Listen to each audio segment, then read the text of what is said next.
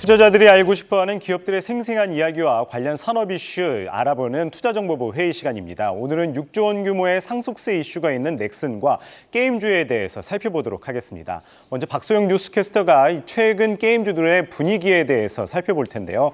박소영 캐스터, 최근 게임주들 보면은 1년 내 최고가 대비 반토막 난 종목들이 많다고 합니다. 어떻습니까? 네, 맞습니다. 올해 상반기 글로벌 경기 침체로 인해서 성장주들의 투심이 위축되면서 게임주들도 가파르게 흘러내렸습니다. 올해 6월부터 다수의 신작이 출시되면서 주가를 회복할 수 있을 것이란 기대감이 흘러나왔는데요. 하지만 국내 게임사들 신작의 저주는 피하지 못했습니다. 신작의 저주란 신작 출시에 따른 기대감에 주가가 소폭 상승하지만 게임이 출시된 직후 이 기대감이 빠지면서 주가가 급락하는 징크스를 말하는데요. 어떤 분위기를 나타내는지 하나하나 살펴보도록 하겠습니다. 첫 번째로 위메이드 보시죠. 역시 올해 최고 기대작인 MMORPG 미르 모바일을 출시한 지난 6월 23일 전일 대비 20% 급락하면서 53,300원의 거래를 마쳤습니다. 이 게임의 인기가 식은 건 아니었지만 출시 이후 두 달이 지난 현재 주가는 56,000원대에 머물면서 회복하지 못하고 있습니다. 다음 컴투스 살펴보겠습니다. 좀 이례적인 주가 흐름을 보였는데요. 서머너즈 워 크로니클 출시 당일인 지난 8월 16일 종가 전일 대비 7.5% 오른 89,800원을 기록했는데요. 그러나 이후에는 하락세를 거듭하면서 8만 원대 초반에서 움직이고 있습니다. 하지만 그래도 오늘 좀 빨간불을 켜주면서 83,000원대에 거래되고 있습니다. 하지만 신작이 출시된 후 어느 정도 시간이 지났어도 괄목할 만한 성과가 나타나면 반등하는 경우도 있는데요. 바로 카카오 게임즈입니다. 지난 6월 20일 우마무스메 프리티 더비를 출시한 날 주가는 10% 하락하면서 약세를 면치 못했는데요. 이후 핵심 콘텐츠인 키타산 블랙의 업데이트로 일매출 150억 원을 달성하고 2분기 최대 실적을 달성했다는 소식이 발표되면서 지난 8월 3일 이 카카오 게임즈의 주가는 13%의 급등을 보였습니다. 하지만 그 이후에는 금리 이슈에 전반적으로 좀 흘러내리면서 오늘은 좀 49,950원에 거래되고 있습니다. 지금까지 신작을 내놓은 몇몇 게임사들의 주가들 알아봤습니다. 네, 대부분의 게임사들 주가 고전을 면치 못하고 있는데요. 이 주가 반등을 하기 위해서는 아무래도 이 기대되는 신작이 나와야 될 것 같습니다. 게임사들의 하반기 기대되는 신작 어떤 게 있을까요? 맞습니다. 많은 게임사들이 좀 신작을 내놓을 것으로 기대되고 있는데요. 하지만 플레이스토어 기준 먼저 8월 달의 상황을 좀 살펴보도록 하겠습니다.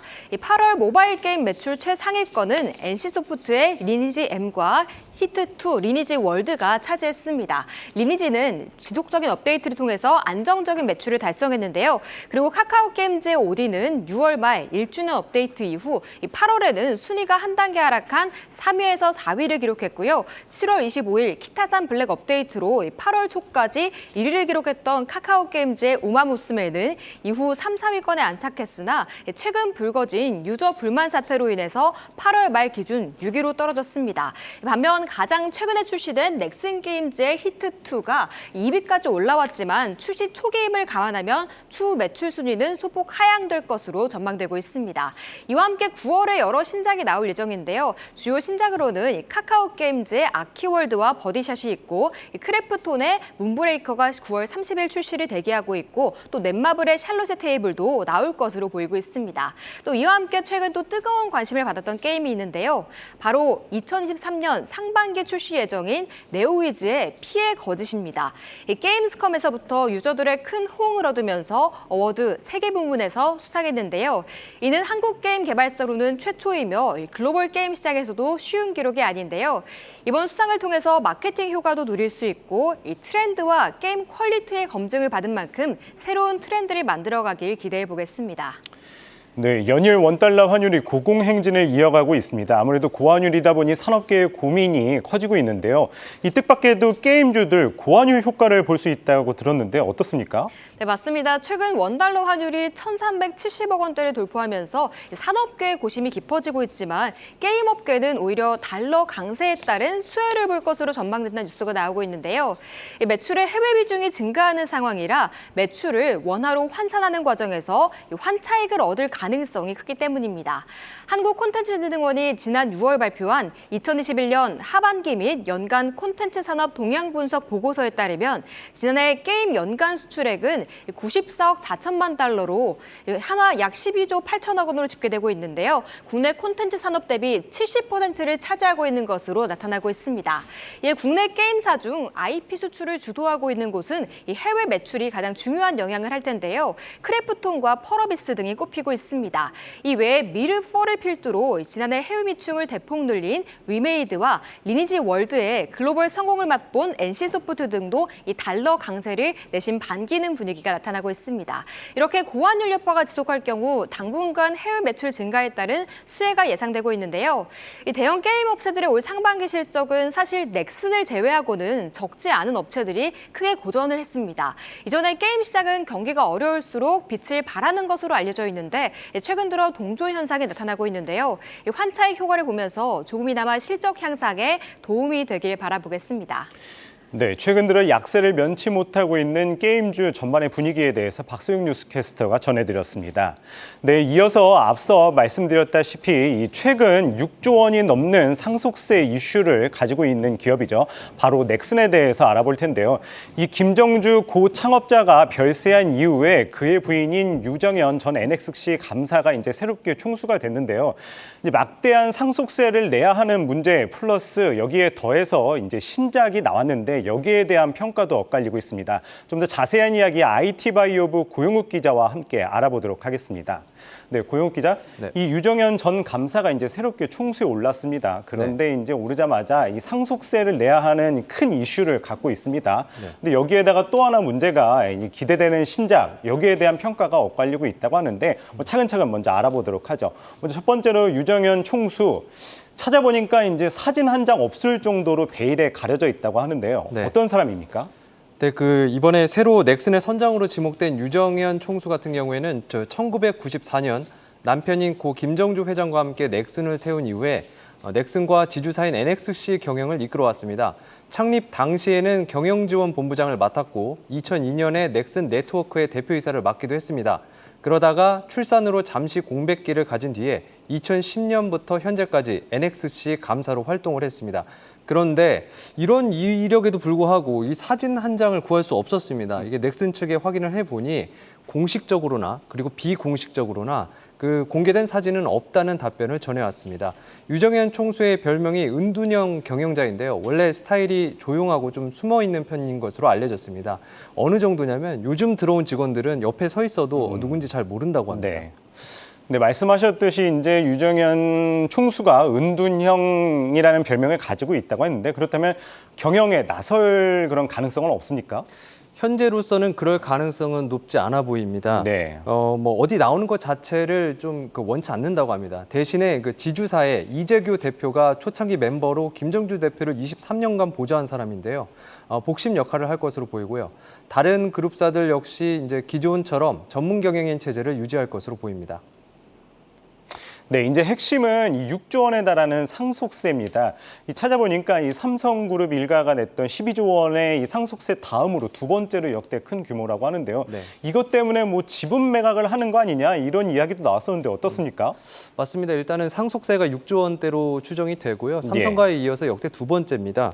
이제 고 김정주 회장이 남긴 유산 대부분은 지분입니다. 그 중에서 특히 이제 지주사인 NXC의 지분이죠. 그러니까 세금을 내려면 현금을 마련을 해야 되고 지분을 팔아서 내지 않겠냐, 또 경영권도 넘기지 않겠냐 얘기가 나왔던 겁니다. 그런데 이제 유족 일가는 올해부터 10년으로 늘어난 연부 연납 제도를 활용해서 상속세를 나눠내기로 했습니다. 해마다 5,500억 원가량입니다. 지금 지주사 이익잉여금이 4조 5천억 원가량 있는 데다가 또 향후 배당이나 대출을 통해서 재원을 마련하는 방법도 있습니다. 그러니까 지분 매각에 대해서도 뭐 별도로 이제 별다른 움직임이 없었습니다. 그래서 경영권을 그대로 승계하겠다는 의지로 읽히고 있습니다. 넥슨의 스타일도 전공법이라고 합니다. 네, 말씀하셨듯이 현재 살펴보면 약 1조 원이 넘는 돈이 비는 것 같은데 이 결국 사업 회사가 잘 돼야지 또 배당도 많이 받고 이에 대한 또 상속세도 낼 텐데 문제가 이제 기대되는 신작에 대한 평가가 엇갈리고 있다고 하는데 어떻습니까? 네, 뭐 최근에 모바일 게임 히트2를 내놨는데 말씀하신 대로 평가가 좀 엇갈리고 있습니다. 일단 부정적인 평가는 리니지와 비슷하다는 겁니다. 어디서 좀 본 듯한 모델의 공성전, 뭐 대전, 또 이제 과금은 유도하고 뭐 이렇게 뭐 게임을 안 해봤는데도 벌써 이미 해본 것 같은 느낌을 들게 하는 요소들이 좀 문제로 꼽히고 있습니다. 그래서 이제 출시 첫날에 애플의 앱스토어에서 1위를 차지하기도 했지만 이용자들의 이런 이제 비판 속에서 하루 만에 순위가 내려가고 또 넥슨 게임즈의 주가 또한 급락한 바 있습니다. 그런데 이제 특별한 점이 하나 있습니다. 조율자의 재단이라는 시스템인데요. 이게 뭐냐면 이제 게임의 운영 방식을 이용자들이 투표를 통해서 직접 결정하게 한 겁니다. 예를 들어서 이제 우리 서버에서는 PK라고 하는 이용자 간 대전을 하지 맙시다. 이렇게 결정을 하면 일주일간은 그 규칙대로 운영이 되는 거예요. 또 이런 투표권을 거래소를 통해서 사고 팔 수 있도록 또 했습니다. 이제 굉장히 이제 실험적인 시스템인데요. 잘만 자리 잡으면 이용자들이 이제 게임에 애착을 갖게 하는 요소입니다. 관건은 매출하고 이제 직결이 되는 그 과금입니다. 이렇게 이용자들이 스스로 규칙을 정하도록 했을 때 과연 이제 과금을 많이 한 이용자와 또 그렇지 않은 적게 한 이용자 간의 차이가 적어지면 굳이 과금을 할 필요가 없겠죠. 그래서 매출에 이제 영향이 또 줄어들 수가 있고 또 반대로 크게 차이가 나면 과금을 적게 한 이용자들은 또 떠날 수 있는 환경이 되는 겁니다. 그렇죠. 그렇습니다. 그래서 이제 이 부분이 좀 앞으로 관건이 될 것 같고 이제 넥슨은 이제 지난 2020년 연간 매출 3조 원대를 기록하면서 국내 게임사 최초로 3조 클럽에 가입한 바가 있습니다. 그러나 이후 내리막길로 돌아섰는데 지난해 2조 8천억 원을 기록하고 또 영업이익도 전년보다 20% 감소했습니다. 네, 결국엔 이제 신작의 흥행 여부가 이제 세금 납부도가 맞물려서 참 그닥 이제 긍정적이지 않은 전망인 것 같습니다. 네, 넥슨에 대해서 한번 알아봤습니다. 고용욱 기자였습니다. 네, 이어서 이 게임주 전반에 대한 이야기 잠시 후에 이어가도록 하겠습니다. 네, 계속해서 이 최근 약세를 면치 못하고 있는 게임주와 또 이 전반적인 시장 투자 전략에 대해서 살펴보도록 하겠습니다. 이 졸교 A1 리서치 대표 나오셨습니까? 안녕하십니까? 네, 반갑습니다. 예. 네, 대표님. 이 최근에 이 게임주 보니까 1년 고점 대비 비교를 했었을 때 이 반토막난 종목들이 상당히 많아요. 이 위메이드 같은 경우에는 4분의 1 토막까지 났더라고요. 이 대표님이 보시기엔 게임주 어떻게 보시나요? 그거를 이제 앞에 보통 이제 기자분께서 얘기를 하셨더라고요. 근데 보통 이제 그 기사로 다루는 영역과 그 다음에 시장을 할 때 투자하는 영역은 좀 달라요. 그러니까 하나 신문 기사를 가지고 올라와서 막 투자를 한다고 해서 그게 되는 게 아니거든요. 그러니까 이 게임을 볼 때 이제 신작이 나온다고 해서 그게 뭐 모멘텀이다라고 얘기하는 그런 경우가 있는데요. 그렇게 보시면 안 되고요. 왜냐하면 작년에 이제 게임주가 굉장히 많이 갈 때 어떤 매크로 환경인가를 봐야 되거든요. 작년에는 사실은 금리 인상이 없었잖아요. 유동성을 계속 풀었죠. 거기다가 작년에 게임주의 상승에 불을 붙였던 거는 플레이 투 언이라고 혹시 들어보셨죠? 맞습니다. 게임을 하면서 돈을 번다. 그쵸. 제가 작년 연말 12월 달 나와서 그건 말도 안 된다라고 얘기했었는데 하여튼 그런 이슈를 붙어버리니까 매크로 환경이 좋은 상태에서 그런 이슈가 들어가니까 확 올라가잖아요. 근데 지금 비교해 보면 매크로 환경이 좋나요? 지금 파월 의장이 잭슨홀에서 했던 이 멘트를 보면 굉장히 강력하죠. 어때 8일 날 또 얘기를 하겠는데 매크로 환경이 그렇게 좋지가 않아요. 두 번째, 미국 시장은 2분기 실적 기업들을 대부분 다 봤거든요. 제가 지난번에도 목요일 나와서 얘기를 했는데 대부분 다 컨센을 굉장히 낮게 잡았는데 컨센보다 잘 나와서 성장주들이 반등이 굉장히 좋았잖아요. 그렇죠? 근데 게임주는 올해 6월 달, 7월 달에 굉장히 컨센이, 여기서 컨센이라는 건 예상치, 예상치가 안 좋을 것 같아갖고 다 컨센을 내려놨는데 그 내려놓은 컨센도 2분기 실적에서 하향된 기업들이 너무 많아버린 거죠. 그러니까 미국의 실적 기업하고 우리나라의 그 게임주하고는 컨센이 좀 달라요. 그래서 이것도 굉장히 안 좋고요. 세 번째는 주변 환경이 지금 금리 인상 기조 있잖아요. 그래서 이런 것들도 굉장히 좀 부담이 돼요. 그래서 이게 이제 첫 번째 문제고 두 번째는 그러면 신작을 낸다고 해서 그게 모멘텀이 되느냐에 대한 부분을 봤을 때 예전처럼 신작을 냈을 때 모멘텀이 되려면 그게 트렌드에 맞아야 되거든요. 제약바이오 같은 경우는 JP모건 헬스케어 컨퍼런스라는 큰 제약 컨퍼런스가 있고요. 그다음에 가전 같은 경우는 세스가 있잖아요. 세계 가전 박람회. 근데 그런 데 가면 그 해의 트렌드가 보이거든요. 8월 달에 게임주에 세계 3대 게임쇼라고 얘기하는 게임스컴이라는 게 딱 들어왔는데 거기에 나왔던 트렌드를 딱 보면 이 기존에 우리나라가 많이 했던 모바일의 MMORPG 그런 트렌드가 아니에요, 이제는. 네. PC나 콘솔. 그러니까 맞습니다. 콘솔이라는 건 게임 있잖아요. 그런 쪽으로 이제 계속적으로 나가는 거죠. 근데 거기다가 좀 전문 용어 쓰면 좀 모르겠지만 PVE라고 얘기하는데 이게 좀 쉽게 설명드리면 앞으로는 인간과 인간들이 모여서 게임을 하는 게 아니라 AI와 인간의 결합이 되는 거죠. 근데 네. 여기서 되게 재밌는 거는 기존에 모바일을 하는 게 아니잖아요. PC를 하는 거하고 네. 콘솔을 하잖아요. 그러면 TV가 굉장히 커요. 그리고 마치 이번에 그 게임스컴에서 굉장히 특징적인 게 뭐냐면 완전 영화에서 보면 블록버스터급의 그래픽이 막 지원되는 그런 네. 게임이 굉장히 환호를 했단 말이에요. 근데 우리나라는 지금 모바일이 좀 50% 넘어가고 이런 것들을 지금 준비하기에 굉장히 부담스럽죠. 그러니까 아까 넥슨도 얘기했지만 뭔가 NC에서 봤던 느낌이 나는 좀 진부한 느낌 이렇게 된다고요. 그러면 맞습니다. 내수만 해서 되지 않잖아요. 미국이나 유럽은 벌써 PC나 콘솔 쪽으로 가고 있는데 그러면 그걸 따라가기 위해서는 굉장히 고난이도의 그래픽이 추가돼야 되고 그렇게 되려면 지금 우리가 진행했던 방향하고 좀 다르게 갈 수 있죠. 그러니까 트렌드도 지금 좀 안 봤단 말이에요. 예. 물론 이제 지금 국내 좀 기업들, 큰 기업들 자체가 트렌드에 쫓아가고 있는 부분이 있기 때문에 근데 이제 하나의 장점은 너무 많이 빠졌다는 거. 근데 8월 달에 파월 의장이 또 얘기를 하잖아요. 네. 자기가 뭐 잭슨홀에서 너무나 세게 얘기했다.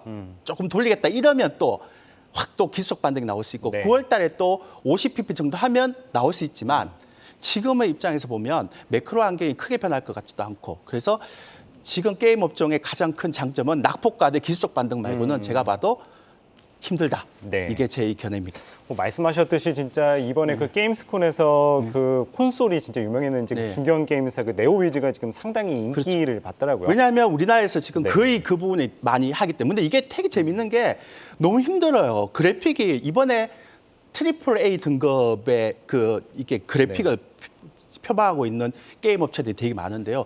야, 그렇게 가려면 돈을 투자해야 되잖아요. 근데 지금 매크로 환경에서 돈을 투자할 수 있습니까? 쉽진 않아요. 예. 네, 맞습니다. 그럼 이어서 시장 점검도 간단하게 살펴보도록 하겠습니다.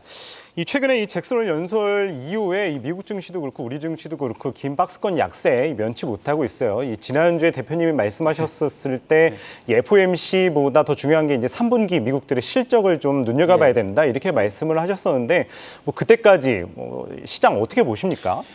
지금 보면 그 전에 파월 의장이 8일 날 연설이 있어요. 그거는 예. 이제 9월 20일 날 FOMC를 앞두고 있잖아요. 예. 그러니까 그런 부분들에 대한 바로미터라고 생각하는데 지금 그 이후로부터 사람들이 전부 다 파월 의장의 연설에 딱 눈여겨보고 있는 거예요. 그러니까 네. 미국 시장도 그렇고 한국 시장도 그렇고 굉장히 지지부진하죠. 근데 저는 이런 거는 박스권으로 갈 수밖에 없다라고 얘기하는데 진짜 중요한 건 3분기 실적에 대한 부분이 중요하거든요. 우리나라는 중요하지 않습니다. 왜 중요하지 않습니까? 컨센은 뭐 낮춰놓고 주가 다 빠졌는데 뭐가 중요합니까? 근데 미국의 3분기 실적은 11월 달 나오죠. 그게 이제 가장 중요하고요. 제가 지난주에 여러분들 무역 수지 보지 말고 경상 수지 보지 말고 제발 수출입 증가율 보라고 얘기했잖아요. 그거 제가 지난번에 정확하게 설명을 못 드려서 제가 요거 외국인 수급하고 같이 있게 제가 접목시켰는데요. 외국인들이 지금 월별 수출 증가율이 7월 1일 날 6월 달이 5% 찍고 나서 굉장히 많이 올라갔잖아요. 근데 이번에 9점 뭐 찍다가 6%까지 떨어졌어요. 근데 외국인들이 저렇게 많이 샀는데 괜찮지 않느냐라고 얘기를 하는데 천만의 말씀입니다. 이전에 2021년도도 외국인이 네. 샀다가 매도했을 때 수출 증가율 확 떨어진 게 있거든요. 네. 그러니까 앞으로 여러분들 이 수출 증가율 굉장히 많이 봐야 됩니다. 왜냐하면 한국의 수출 증가율은 글로벌 증시의 바로미터이기 때문에 굉장히 많이 봐야 되고요. 나중에 이제 천천히 얘기 드리겠지만 하나만 더 마지막으로 네. 지금 애틀란타에서 나오는 GDP 나우라는 게 있어요. 이거 한번 예. 보시면 이것만 제가 얘기하고 줄일게요. GDP 네. 나우 보시면 이게 지금 계속 3분기에 플러스 나오고 있어요. 그러니까 3분기까지는 네. 괜찮을 것 같아요. 제가 볼 때도. 근데 진짜 4분기, 아까 미국의 3분기 실적이 나오는 11월부터는 정말 조심하셔야 됩니다. 네. 제가 나중에 다음 주에 또 오늘 못했던 거 자세히 네. 좀 설명드릴게요. 예. 네, 알겠습니다. 3분기 미국 실적을 한번 눈여겨봐야 된다 말씀 주셨습니다. 이 조일교 A1 리서치 대표였습니다. 말씀 고맙습니다.